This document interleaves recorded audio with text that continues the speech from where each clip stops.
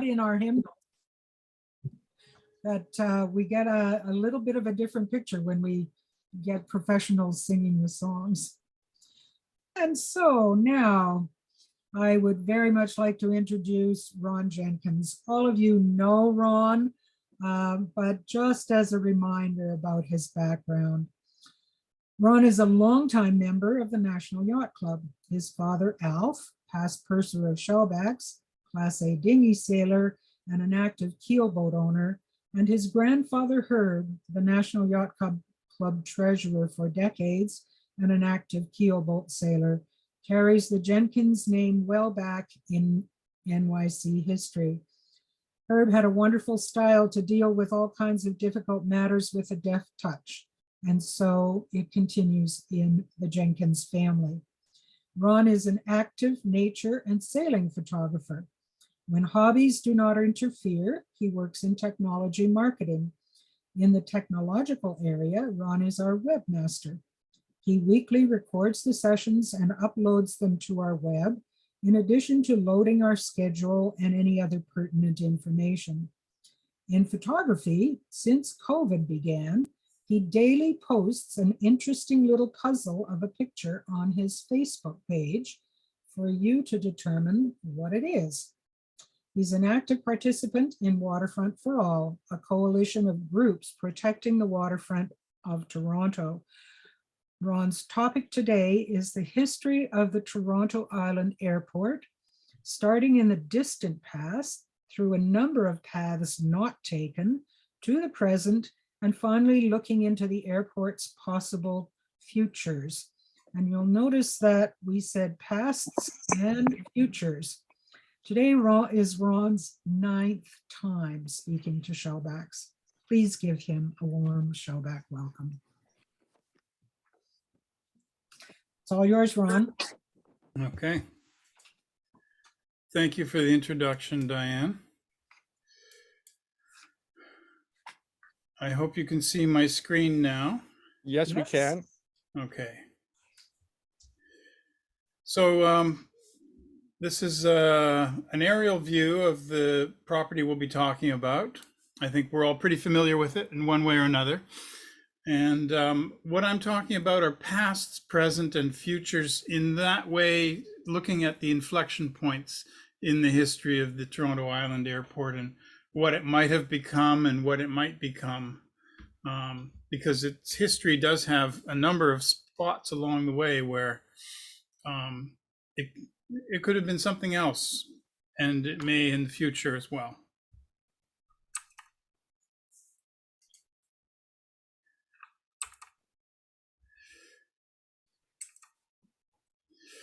So I'm going to start in the distant past, going back 11,000 years. And if you wonder what relevance this has to the airport today, well, we'll see. At 11,000 years ago, a lot of northern Ontario was underneath an ice sheet, the Laurentide ice sheet. And that ice sheet blocked off the outflow from Lake Ontario through the St. Lawrence River and raised the level of the lake, which is now called Lake Iroquois, eventually leading it to drain out through the Mohawk River and down that route. But Lake Iroquois, the shoreline, we may recognize at spots around Casa Loma and so on. When that ice sheet retreated, the St. Lawrence River opened again, but it opened flowing out much more than it does today. And that was because of the weight of ice. The Earth had not had a geostatic rebound. So in fact, Lake Ontario drained substantially below where it is now. In fact, its surface area was about 1/3 of the current lakes. And in fact, this ancient shoreline is discernible underwater in spots by trees and things. That ancient lake, called Lake Admiralty now, led to a geographic formation south of Toronto called the Toronto Scarp, where the water depth shelves off quite suddenly just south of Toronto Island, Gibraltar Point, and the Leslie Street Spit. And that is actually ancient shoreline. So within a very short distance, really about a quarter to a half a kilometer in here, it drops off about 60 meters.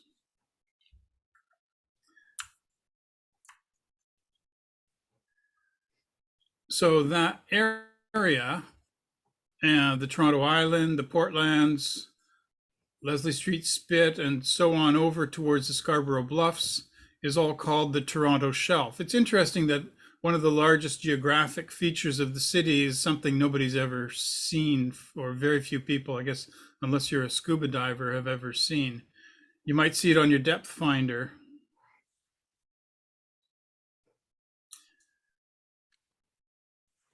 So anyway, bear that geography, that underwater geography in mind, because it'll come back up again. Moving into the 20th century, though, when flying actually began in Toronto, it really started with this guy, McCurdy, who was pretty much Canada's aviation pioneer. And among other things, he flew in a race, an intercity air race from Hamilton to Toronto. Arriving in Toronto, he didn't really have a place to land. He thought he might land along the beach at Ward's Island, but there were too many people there. And he eventually sat down on Fisherman's Island, which I think really now is probably around Cherry Beach. Apparently kind of interrupted a wedding in progress at the time. And in early Toronto, there were aviation schools. So you could apply to become a pilot or aviation mechanic. Notice, though, that McCurdy's problem of a place to land was solved by these water flying boats, in effect. The Curtis Aviation School of Flying flew flights. This is described as Hanlons Point. It actually looks like Hanlons Beach looking south. They had 3 Curtis F flying boats. Curtis was a manufacturer, building aircraft and also supplying aircraft for World War I. And after World War I, a couple of the World War I aces, Billy Bishop and William Barker, set up a business flying flights from Toronto to Muskoka. This is a Bishop Barker aircraft. This one actually is in Belleville. The photograph was taken in Belleville, but their primary route was to Muskoka. And you can actually see here, first airplane, Barker's or Billy Bishop's, Rosso Bay. I don't know who's familiar enough with Lake Rosso to recognize exactly where that is, but it's on Lake Rosso. There's their plane sitting in the bay. So flying to and from Toronto was really a maritime operation until the opening of the island airport in 1939. And yet there was really no airport per se. So there were ramps on the island, and there were ramps on the city side. This is a Sikorsky S-38 bringing mail. This is the first mail delivery from Buffalo to Toronto in 1929. And when you look at this, you can really see why it's called the flying boat. It really looks like they just took a boat and stuck a wing and a couple of engines on the top.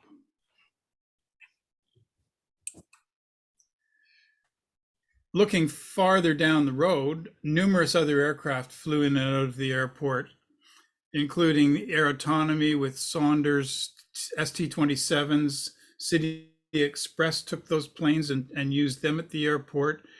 Air Ontario in 1991 flew Dash 8s. These are the de Havilland predecessors to the current Q400s that fly there now for Porter and Air Canada. And there's a City Express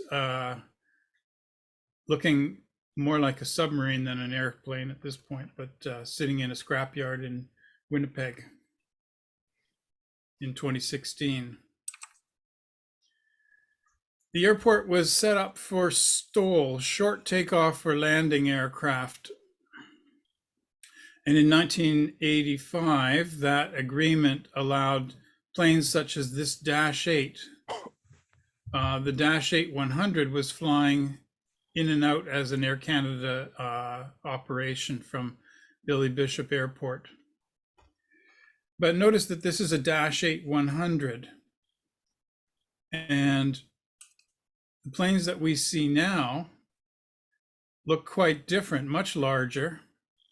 These planes started flying in 2006, and you wonder how something like this can become something like this. It's I think a bit of a trick of language. Here's Porter. It's because the Q400 is still a Dash 8. Bombardier was, I guess, clever enough not to change the name of the airplane. Dash 8s were allowed, and Dash 8s they will be. This is in no way any longer, though, a short takeoff and landing aircraft. But if we go back to the time when aircraft were flying in and out of the island airport area as flying boats, initially there was no airport, there was a sandbar. And in 1906, you can see a Western Channel here. That is about where Lakeshore Boulevard is now. The present Western Gap is here. It was built south of that point. And that began as an initiative by the Toronto Harbor Commission with a very large and ambitious plan to build a new Western Gap, solving problems with boats grounding in the old Western Gap. And in 1928, the City Board of Control, that is the Harbor Commissioners really, looked for a report on developing the West Island sandbar for a seaplane, flying boat, and amphibian airplane base. Now, it's interesting to notice that even today there is a ramp for seaplanes at the airport. But before the airport was there, you had the Hanlons Point amusement park, and before that the hotel, with its ball stadium and its roller coaster and its diving horses. And this passage here, the water passage here, was really used a lot for rowing races and so on. This sandbar had housing on it, and the Western Gap, built in 1910 and 11, is here. And what you'll notice, in fact, I've made it easy to notice that I've got a pointing finger pointing at a little object out here on the end of a break wall. That object's still there today, not on the end of a break wall anymore, but as a part of the island airport property. One other little thing to notice over here is the National Yacht Club. Its old clubhouse, situated on newly formed land. You can see it really just, it looks like fresh sand there.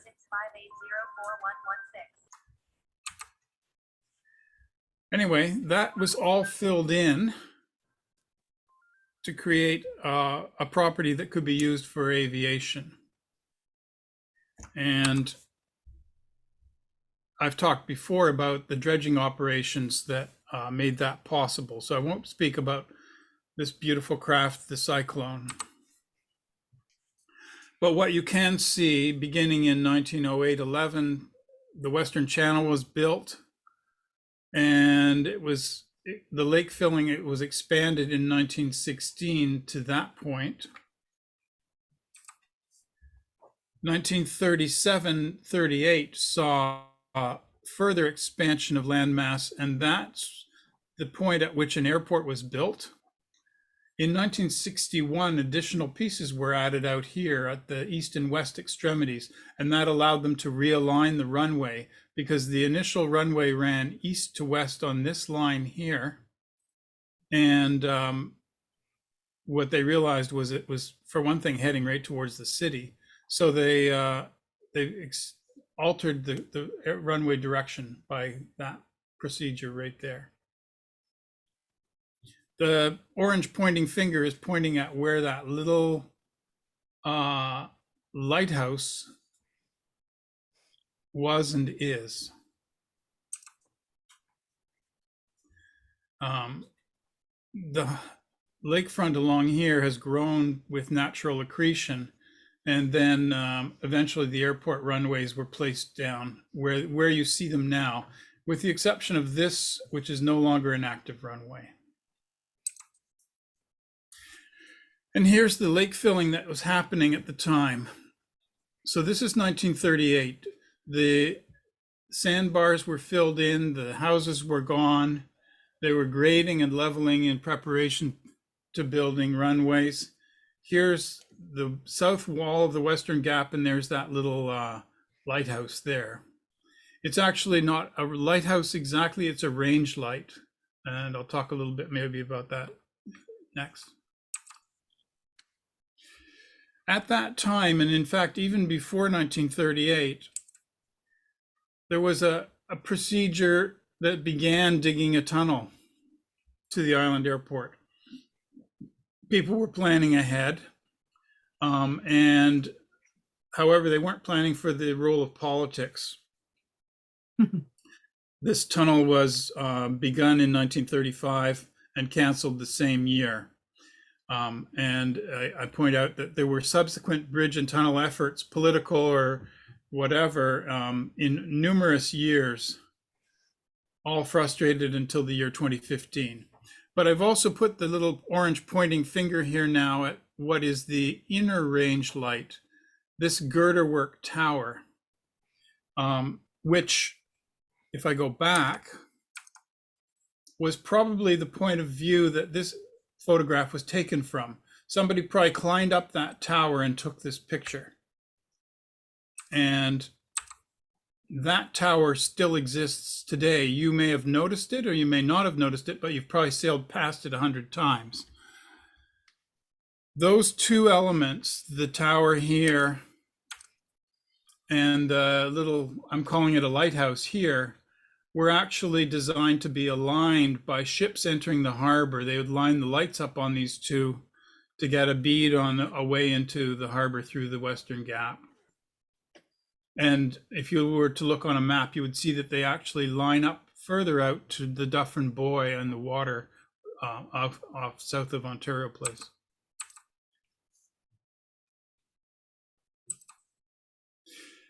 It's 2015, actually, this tunnel was completed.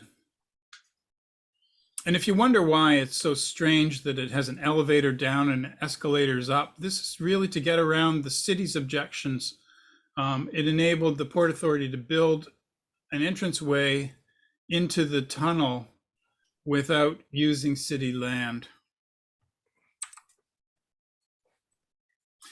Another thing in the history were the terminals at the airport. Oh, here I've also shown our outer and inner range lights.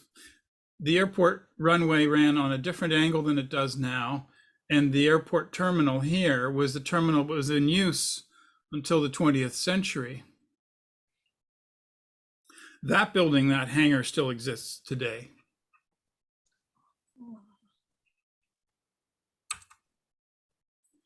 The airport terminal was declared a National Historic Site in 1989. This photograph is one of a few, not easy to find, that's where they say Toronto Island Airport on the terminal. Soon after that, the name changed to Toronto City Centre Airport, and subsequently after that to Billy Bishop. But the Toronto City Centre Airport in 2014 was replaced with a new terminal, and this terminal was moved to the south part of the airport property, looking, as you can see, sad. Here's an a path that has not yet been taken, if it ever will be. The intention was that this was going to become some kind of a restaurant. And so it remains sitting there derelict on the south part of the airport property. Nevertheless, a National Historic Site. The new terminal, of course, was much larger. And you can see it here with some Porter airplanes clustered around. You can see this inner range light here. And you can also see right here a little bit of a scar on the ground.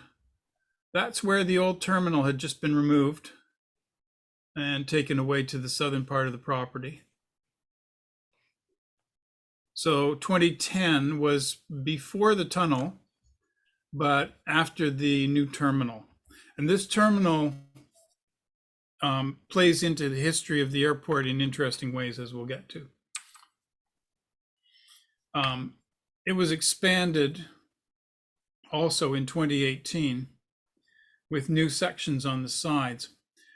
The terminal in 2014 was built by Porter Airlines and for $50 million, sold to Newport Aviation in 2015 for $700 million. And if you think Toronto real estate is crazy, well, this is even crazier. Why is it that Porter was able to sell a terminal that they built for $50 million to Newport for $700 million? It came with commitments to use the terminal and to pay Newport for the use of the terminal on an ongoing basis.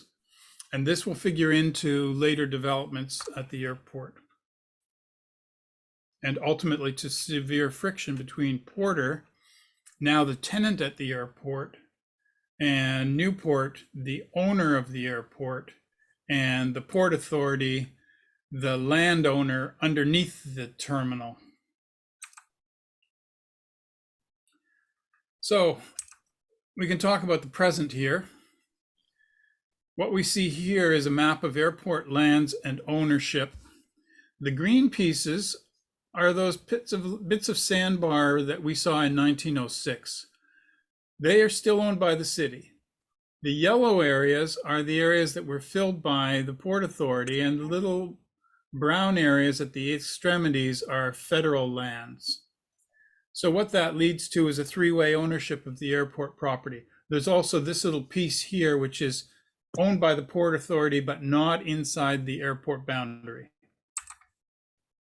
So you have the City of Toronto, Transport Canada, and Ports Toronto all signing an agreement governing operations at the airport. And the agreement started in 1983, extends 50 years to the year 2033. Now, I won't go into much of the detail of this because I think I've done it before, but also because limitations of time. But the agreement does stipulate no commercial jet traffic, only medevac, emergency, and C&E air show use for jets, no extensions to runways or additional lake filling, no fixed vehicular landside traffic, link, or bridge. Notice vehicular is not a pedestrian tunnel, so there's a little bit of a dodge around there.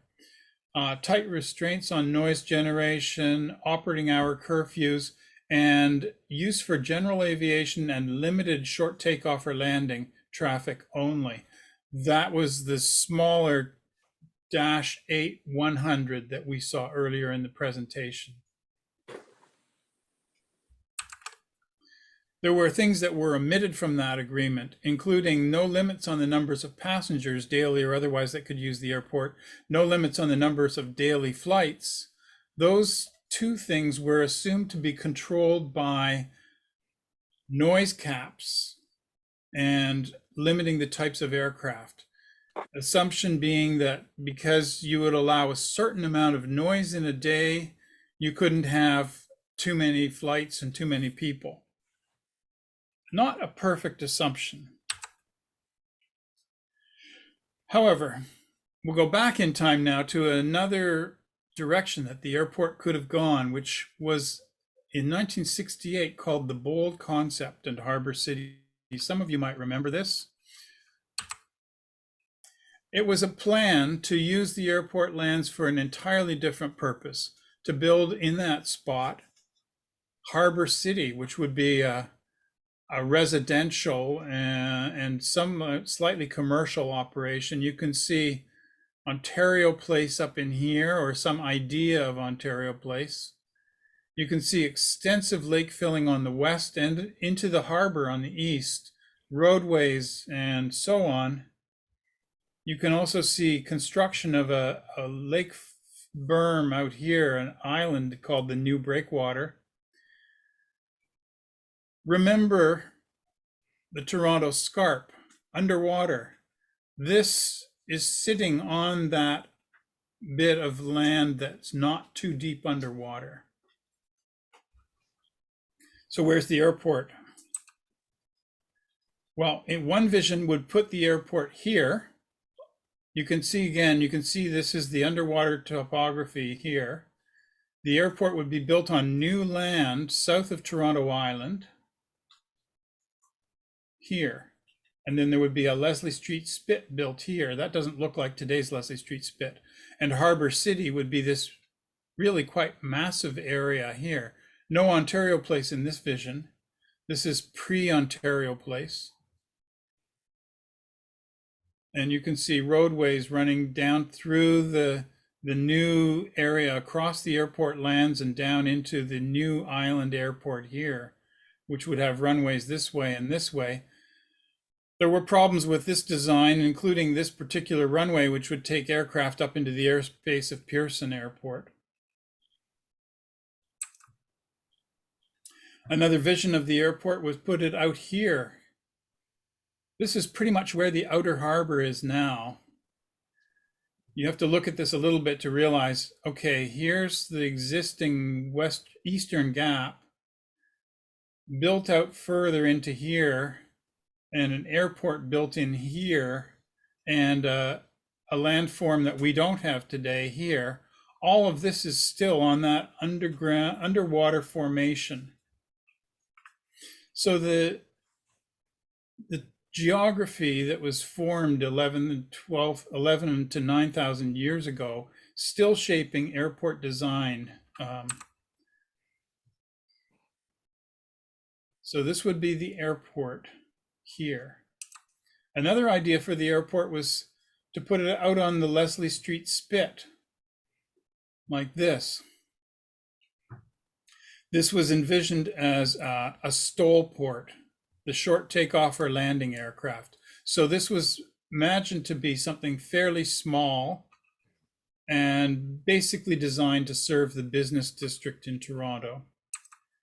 The idea was an access route from the downtown along the Gardiner, down along Lakeshore Boulevard and out Leslie Street to the STOL port.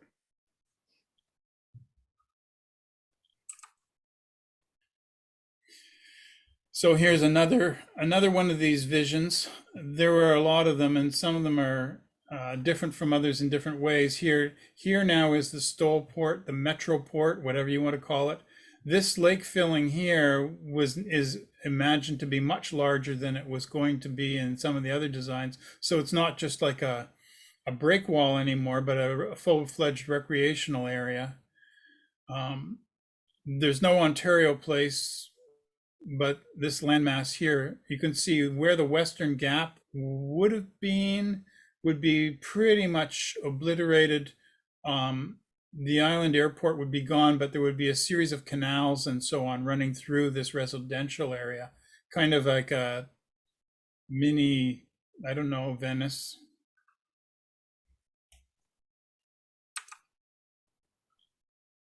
Here's another archive photo from the late 60s looking at, you can see this is Bathurst Quay. As it is now, the silos are still there. The Loblaws building is here, the Cross and Blackwell building here, soon to become a condo. And this would have been a bridge over the Western Gap.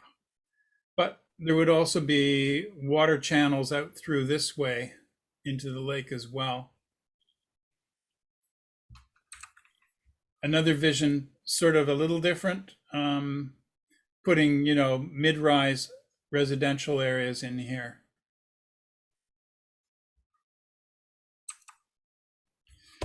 And these are city planners and politicians studying models for that. It got to that point.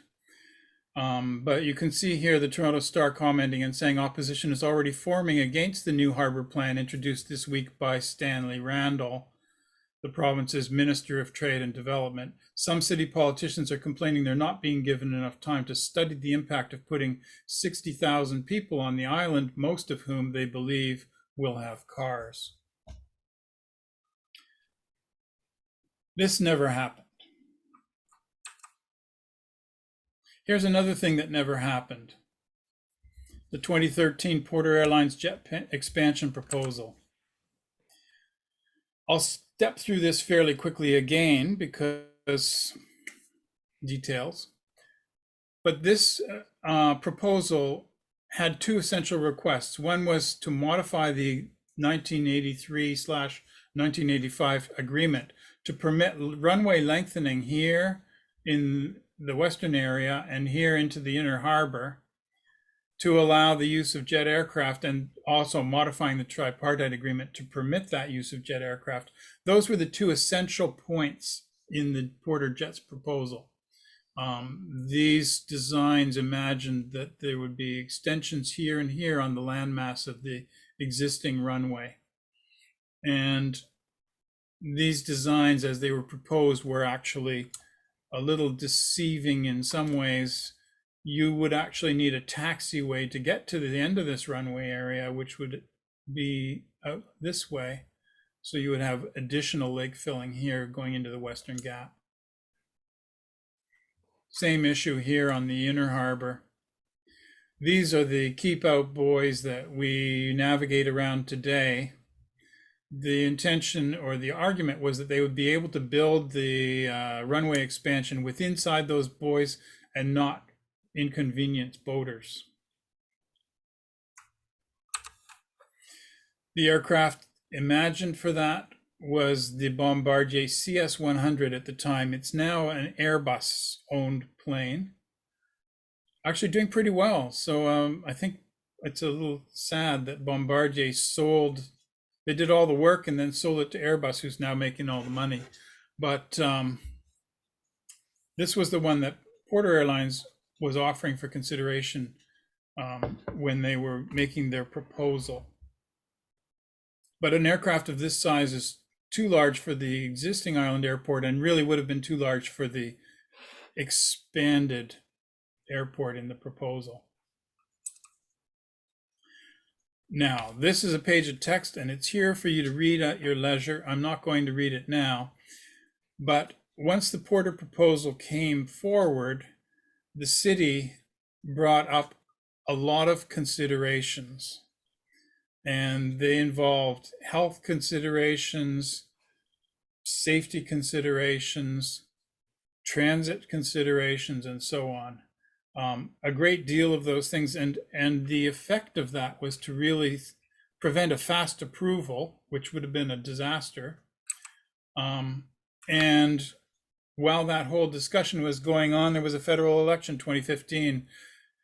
Justin Trudeau came in, and about a month and a half later, his new transport minister, Marc Garneau, said essentially, I confirm that the Government of Canada position is the same as the Liberal Party of Canada commitment. We will not reopen tripartite agreement for CYTZ, that's Billy Bishop.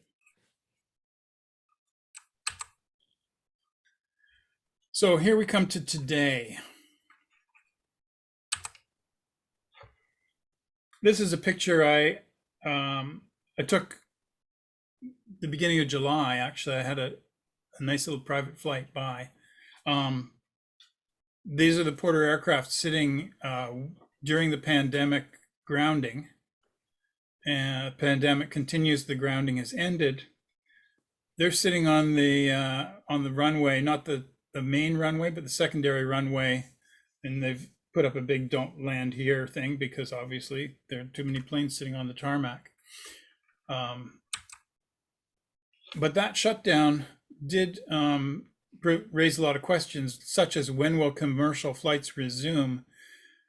Porter Airlines had to push their start date out numerous times, started in September the 8th with a partial reset, and is now flying to most of their pre-pandemic destinations. But the pandemic shutdown from March 2020 until September 2021 has had a lot of financial costs. The Port Authority's financial statements came out this spring for 2020 and showed a $12 million, $13 million loss compared to a $3.5 million surplus in 2019. So they turned things back by about $15 million. The financial impact on Porter is unknown because they're a private company. And the impact on Newport Aviation, the terminal operator, is also unknown. But Porter and Newport are tied at the hip because Newport depends on Porter for flight revenues, and the Port Authority depends on Newport for rent of the land. So these three are all in a cluster. That cluster has led to a dispute between Porter Airlines and Newport Aviation. Problems began before the pandemic, but these are court actions happening in 2020 and into 2021. It's unresolved to today, but Porter has a claim against Newport. Newport has a counter notice of application. Statement of defense, counterclaim, Porter reply, and defense to the counterclaim. This has still to go to a resolution. But what's the dispute? The basic dispute is that Porter Airlines says, well, I'll point it out what they are. Understanding that Porter sold their terminal to Newport for more than $700 million, that sale included a license agreement for Porter being charged fees by Newport to use the terminal. And starting in January, this is before the pandemic, Porter elected, as it says, to reduce its use of slots. They called it relinquishment. Whether this is permitted is a contested area, but let me explain a little bit about slots. A slot is a takeoff or a landing at the airport, the right to do so. And Porter pays Newport for its allocation of slots. And the dispute essentially is Newport believes that it should be paid whether Porter chooses to use its slots or not. Porter says, we only pay for the slots we use. That situation and that friction had already begun before the pandemic. The pandemic started, and at that point, the airport flights, Porter flights and Air Canada flights shut off after March 20th. And Porter stopped paying for all their flights slots from March 20th on, claiming that apart from border closures and so on, they said that Newport had not made the terminal suitable for use. And there were additional issues. Porter disputes paying the advertising fees that they were contracted for during the pandemic, saying that Newport is charging them for advertising they can't reasonably use. That's advertising on the shuttle buses, for example. It's 13:30. And Newport has cashed security deposits placed by Porter against non-payment of fees. And according to Newport, Porter has at points in this dispute threatened to stop operating at the Billy Bishop Airport altogether.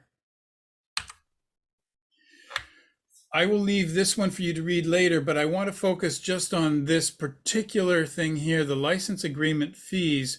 Porter is supposed to pay Newport $900 plus taxes per day per slot, plus ground handling fees of $85 plus taxes per day per slot. remembering that Porter has 172 slots. That's 985 plus tax times 172 each and every day of the year. You can do the math, but it's about $200,000 a year, a day, I'm sorry, $200,000 a day that Newport is expecting from Porter. Porter is not paying that, or was not paying that. So Newport had invoiced Porter for $13.5 million by November for slots that they claim to have relinquished, and another $35 million for slots that they have not used. Newport contends that the advertising invoices are unpaid, and that Porter between March and March, Porter has accrued arrears of over $49 million to Newport, and continues to this day, well, except now that they've started flying in September and October. So there's a lot of money at issue here. Porter says, we can't use the airport because you have an unsafe airport. Newport says, well, there's a pandemic, but it's still safe. Other people are using the airport. It's going to go to court. Separate issue, in March this year, the end of March, the Port Authority, Ports Toronto, issued a request for interest to identify a potential financial investor for Billy Bishop Airport. Remember, they're the owner of this airport, and according to the chief executive officer of Ports Toronto, he said, Jeff Wilson, the last year has had a profound impact on many businesses and has necessitated innovative approaches to overcome the challenges at present and in future. We believe that undertaking a process now that may provide options for Ports Toronto to secure a financial investor will enable the airport to come out of the COVID-19 crisis stronger. They were going to announce the results. They haven't had anything to announce yet. And who in their right mind would want to buy this airport or take a stake in it at this point? However, maybe nobody. Next, we can look to the future and say, what are the future inflection points for the airport? One of them are some of the things that were released in the airport master plan that came out in November 2019. Those were, you can look this document up online, but there was a plan for North End airfield changes, South airfield changes, opportunities and challenges, and runway and safety areas. The North End scenario, this is just one of these possible scenarios, and I've got my little pointing fingers here again. Here's our little outer range light and inner range light right there. What this is a realignment of the taxiways. The current taxiway, it goes along, you can sort of see it underneath, it goes along and up here like this. And they would change that taxiway in here, move it away a bit from the Western Channel, and use this area for new construction of buildings. Right south there, right south of National Yacht Club, if you're trying to get a fix on the location. The south end of the property in their plan would involve the construction of a bunch of hangars and taxiways. These would be smaller things for what's called general aviation, your private planes, Cessna type small aircraft. That hasn't happened yet, maybe never.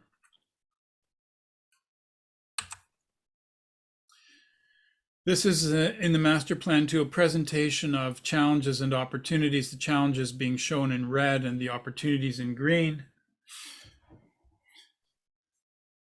The challenges relate to traffic congestion here in Bathurst Quay, aircraft noise, such as would leave from the airport property up towards the city, those arrows with the 2s on them.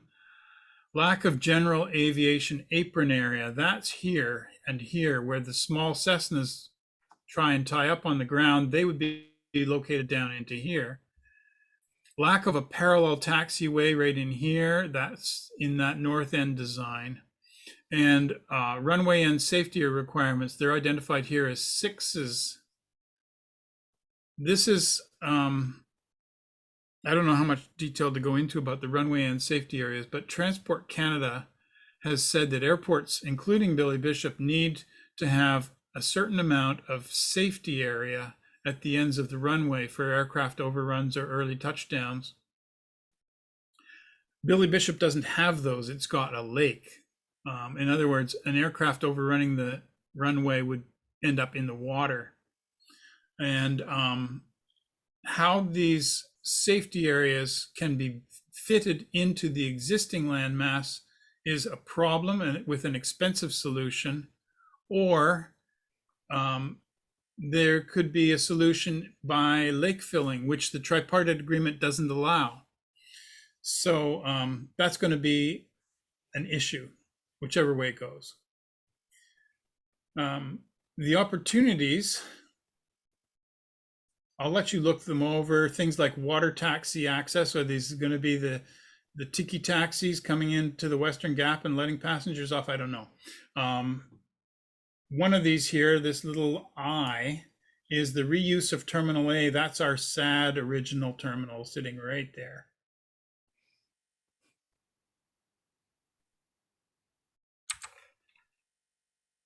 The runway and safety areas I've outlined a little bit, but these are the areas that are potential. How much lake filling would be needed? If it's not lake filling, how much do you have to cut away from the existing runway? This is all a matter of debate. But if you're cutting away from the existing runway, you're making the runway shorter when it's already on the short side for the Q400s. The Port Authority does have what they call a managed growth strategy, saying that they anticipate passenger growth to continue 2014, 2015, 2016, 2017 to the ultimate forecast of 3.6 million by 2024. It's very unlikely that they're going to reach those numbers given depressed passenger flying. Billy Bishop, most of its passenger traffic is business traffic, and it's anticipated that business traffic as opposed to recreational travel might be slower to recover from the pandemic. And then the question that gets asked periodically, are jets coming to Billy Bishop Airport? The answer is no. That opportunity really went away with the Porter proposal, and the nail in the coffin essentially was a change in 2015 to the airport governing regulation from Transport Canada, TP13 or 312, put in another bunch of airspace regulations that really make expanding the airport in the way that was proposed technically not feasible. And politically, it's not feasible either, at least until a change at the federal level. The Liberals committed to not opening the tripartite agreement, and it would certainly be a thing for them to reverse that. However, airport expansion is in the cards. Increased flights, increased passenger numbers. These are things that are, as I pointed out earlier, not controlled by the tripartite agreement. In other words, if the Port Authority can find the demand and they can keep noise levels down, they can meet their expansion designs there. But remember, the clock is running, and that is that lease agreement ends in 2033. And here we are in 2021, getting towards 2022. It's a question, and we'll come back to that a little later, but not much later. We're getting on. Porter Airlines, though, has surprised people with other announcements. And Porter Airlines also has been, I think, quite successful at getting government money. In March 2020, Porter got a $135 million loan from the Export Development Canada. And in June of this year, got a $270 million loan from the Canadian Enterprise Emergency Funding Corporation. That one's a repayable in 5 years. And then in July 2021, Porter claims to have ordered 30 to 80 Embraer 195 E2s. That's this plane, with the intention that they would be flying those from Pearson International Airport. Do they have the money to buy these? Are they getting a deal because aircraft manufacturing is in the hole right now? Are they getting it? How is this happening is a question. These aircraft will not fly from Billy Bishop Airport, but is Porter even seriously considering staying at Billy Bishop if their biggest investment in aircraft is now going to be at Pearson? This is a question. It's an unknown, but clearly it would be inconvenient for travelers, for example, to take a regional flight landing at Billy Bishop Airport, say from Ottawa, and then have to go from Billy Bishop Airport to Pearson Airport to get on a connecting flight to go long distance on one of these new jets. We'll see. Porter is very good at announcing things, not always buying at the end of the day. And then there is the question of the longer term carbon footprint related to regional flying. The government has talked about cutting greenhouse gas emissions and looking at expanding rail lines, Toronto to Quebec City. These are regional airline flights. If people can take trains, fast trains, high frequency trains along these rail corridors, that would perhaps also challenge the business model for Billy Bishop Airport.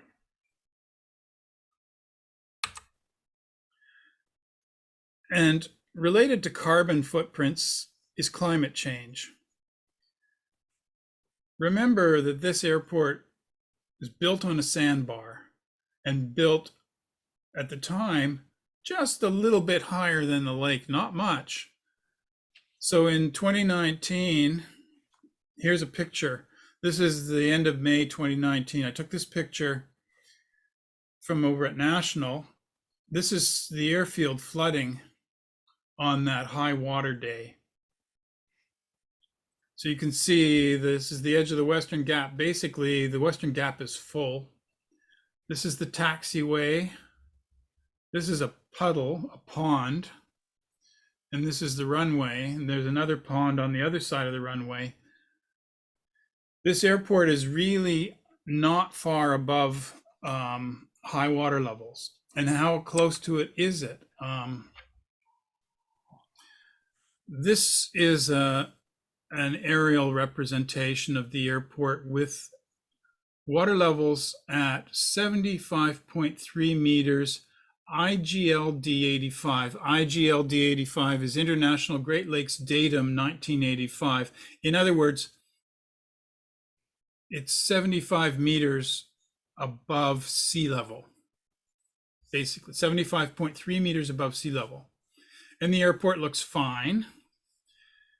The 2017 record high water that we saw is 75.88 meters above sea level. So we're talking here about half a meter higher than this level. And then the new record high, because the record was broken again in 2019, was 75.92, even higher. So what do those look like on the airport lands? These are representations created by the Toronto Region Conservation Authority. They did these for the whole Toronto Islands because all the flooding that happened there.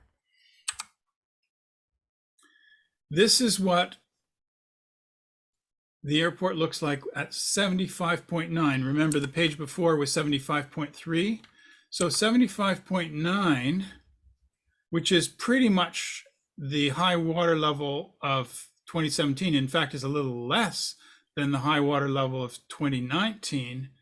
That's the flooding right there. That's the puddle that you see here. So this is the essentially the 2019 flooding on the airport lands. Now, what if you go up another foot? From 75.9 meters to 76.2 meters. If you go a foot higher than we had in 2019, the airport lands are pretty inundated now. The runways are a little above, but great swathes of the property are underwater or soggy. This is a little microcosm of those enormous water level fluctuations that we saw in 11,000 years ago and 9,000 years ago, when the lake was 100 meters higher than it is now, and then 60 meters lower than it is now. In between those extremes, we're looking at fluctuations that look extreme to us, but are really just literally a drop in the bucket when you talk about what could happen with climate change. I think it's ironic that the climate change that threatens the airport with rising lake levels is in part caused by the activity of the airport itself. And then finally, that 2033 lease renewal question. How much money does the Port Authority want to put into the airport if they're not going to have a lease renewal? If that lease renewal does not happen, if the city looks at that land and there are 200 acres of prime land sitting there and says, we can do something spectacular with that land, and it's worth more to us than the airport revenue, which is $1 a year, then maybe the city would say, having a downtown airport's not doing a lot for us anymore. We could use the land. We could put a stadium there. We could put a park there. We could do all kinds of things. These are decisions that need to be made in the time intervening and towards the present, because 2033 is the last day of that lease. The decision's got to be made before then. So I'll just end it here with a little statement from 1974, the Toronto Star. The island airport is the center of a controversy that must soon be resolved. Should the property be made into an airport for short takeoff and landing planes, perhaps with a bridge to the mainland and a parking lot? Should it become part of the Toronto Island Park? Should it be used for housing? Or should it be kept for a few more years for general aviation? The politicians will decide within the next year. Yeah.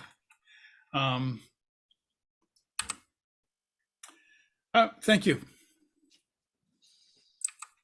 Wow. There are some references here. If you get the PDF, you can look those things up on your own.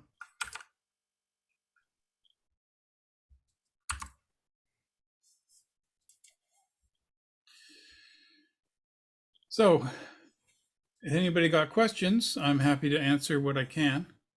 Okay, yeah, that would be great. If people could raise their virtual Zoom hand, that would help making sure everybody gets a chance to ask questions, and we can accommodate people in order. Just put up a slide that shows you how to do that, and would appreciate if we could follow through on that. So one question, the guys that bought the terminal, I take it they're a private corporation, or where are they Yes. based out of? And what else do they do? How big an operation is this as Billy Bishop compared to all the rest of it? Or at some point they might say it's a pain in the neck and just get out. Those are good questions. I don't have answers to them. I know that Newport does buy and manage airport properties, but I don't know what they have in their portfolio. And they are a private company. Okay. Okay, if any other questions, if you could raise your virtual Zoom hand. Yeah, appreciate it if you could raise your virtual Zoom hand, not your real hand. Hit the bottom right, Dick. Okay. Yeah, the bottom right, you'll see reactions. And then click that and push raise hand. Don't see Here, I'll it? just show. Yeah, just put it up there again so people can see it, how to do it, because it's a lot easier because we don't necessarily see all the people on the screen, depending on the number here. So, yeah, so Seamus, can you go ahead? Your hand is raised. And then mute yourself. Yeah, Ron, I thank you for a fascinating and most informative presentation. I learned a lot I didn't know about it, like the ownership of land, et cetera, with the city of Toronto actually owned. But I think it's going to make a great political debate between now and 2033 with regard to the future of Toronto and the city airport, which I call it. And it's what I find fascinating about your study is you show us a lot of information from when I arrived in Toronto back in the early 70s.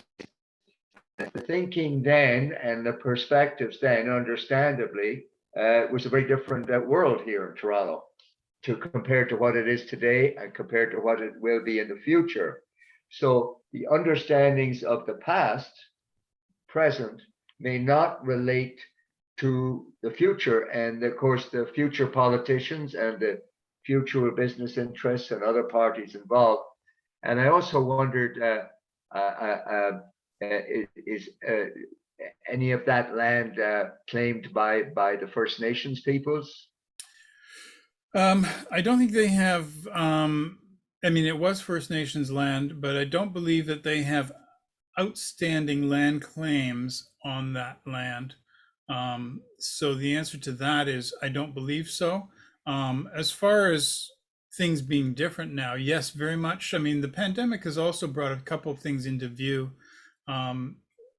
The increased demand for parkland, especially waterfront parkland, has been very much a feature of pandemic Toronto, where the parks have just been filled with people, even in the winter. And the other thing is the pandemic's maybe longer term impact on how much aviation businesses are looking to do, whether they maybe will find virtual meetings such as we're having right now, an economy that they really will fit into their business plans and procedures, rather than flying somebody to Chicago for a meeting that they could do on Zoom. There will be, of course, face-to-face meetings in the future, but maybe fewer. Thank you. Okay, next up is Patrick. Go ahead. Oh, Ron, that was really absolutely fascinating and interesting. Thank you very much. You're welcome.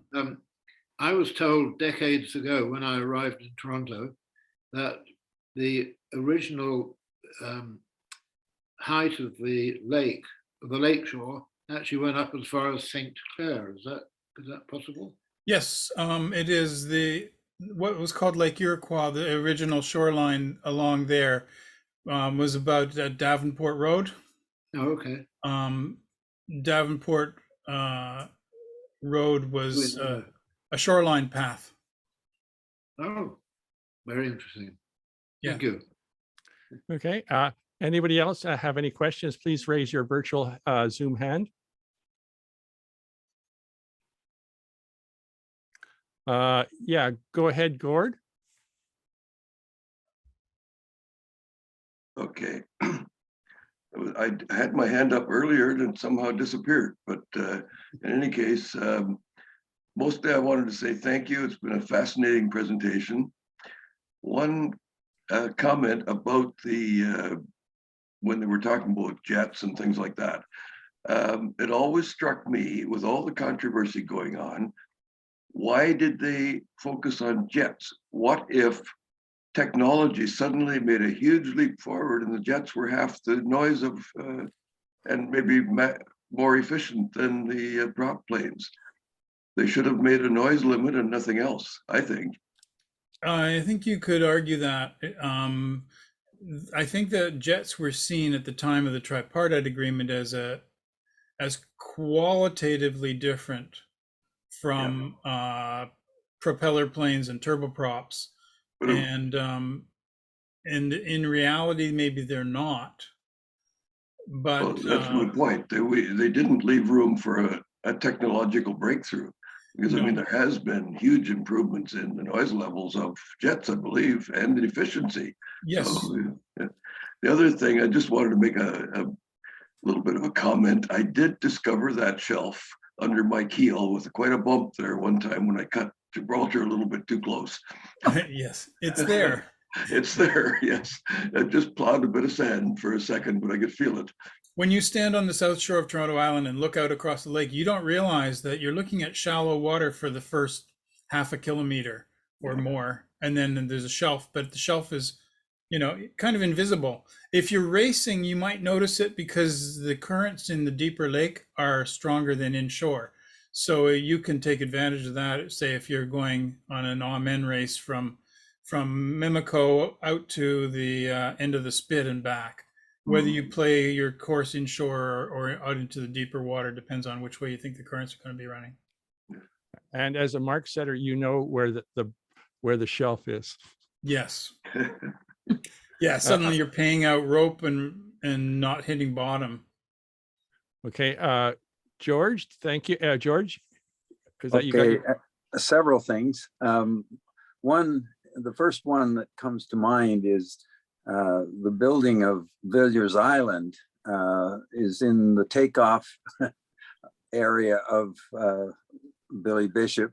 And I understand they were supposed to turn and go out the Eastern Gap, over the Eastern Gap as a condition of being able to fly.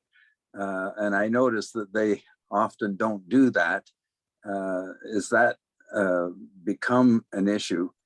The second, just a comment that the shelf is the scene a century ago of the stone hookers, who knew exactly where the end of a land that they could walk on and pick up stones. Yes. So as far as Villiers Island goes, it's the designs for construction on Villiers Island do not go into what's called the object limitation surface of the airport.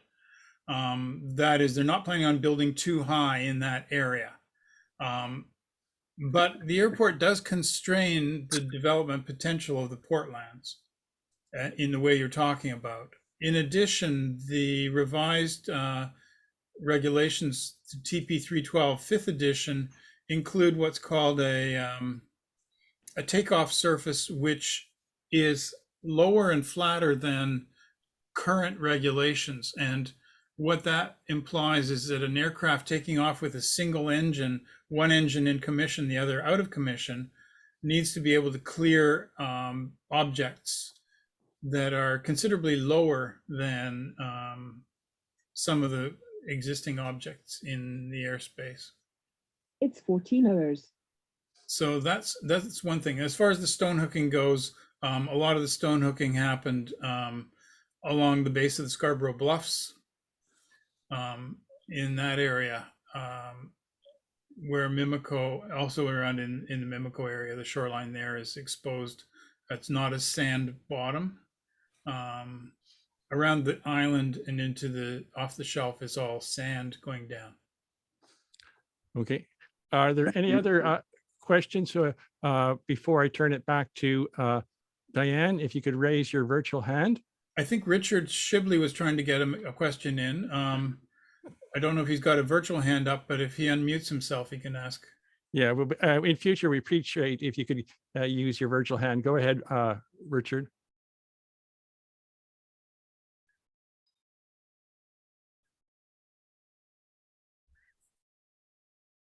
You're not unmuted. Just hold Okay. on. Okay, we can Yeah, Hey. bottom left corner. we can hear you now, Richard. Okay. They used to train pilots on the island years ago. In fact, I got my license by training there. They it used to be called the Chinese